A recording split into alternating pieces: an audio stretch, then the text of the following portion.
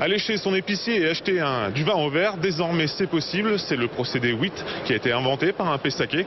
Alors l'idée c'est de répondre aussi, là encore, aux nouvelles habitudes de consommation. Consommer moins mais mieux.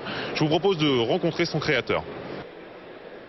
Donc Laurent de Crasto, vous êtes le développeur de cet emballage WIT entre guillemets. Alors désormais, acheter du vin au verre, c'est possible? Oui, tout à fait, c'est possible depuis quelques mois maintenant, puisqu'on a finalisé en décembre un format de 10 centilitres qui correspond donc à un verre de vin, à une dose d'un verre de vin, spécifiquement développé pour les vins de qualité, les vins d'appellation.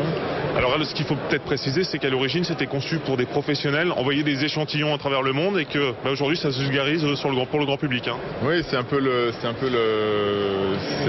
l'innovation en fait. Quand on lance comme ça une idée, on ne sait pas trop ce qu'elle devient au fur et à mesure, et c'est ça aussi qui est intéressant et assez passionnant d'ailleurs.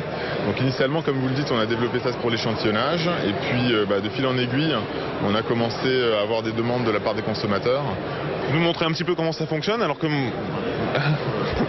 C'est très simple, en fait, l'avantage c'est que dans la restauration, l'identité du vin reste sur la table, et ça, dans l'approche restauration ou hôtellerie, c'est très important que le vin reste signé jusque sur la table. Donc à partir du moment où une personne s'est servi son vin et éventuellement l'a dégusté ou est en train de le déguster, ça permet d'avoir les coordonnées du propriétaire, quelques informations, site internet et tout ça, pour savoir où le retrouver, voilà, s'il nous a plu. Alors aujourd'hui, combien de personnes vous ont confié, de vignerons sont venus vers vous en vous disant votre produit m'intéresse, et à qui ils le destinent? On a depuis le début à peu près 300 clients qui sont un peu partout en France, à l'étranger, et puis aussi à Bordeaux de plus en plus. C'est déjà commercialisé auprès du grand public?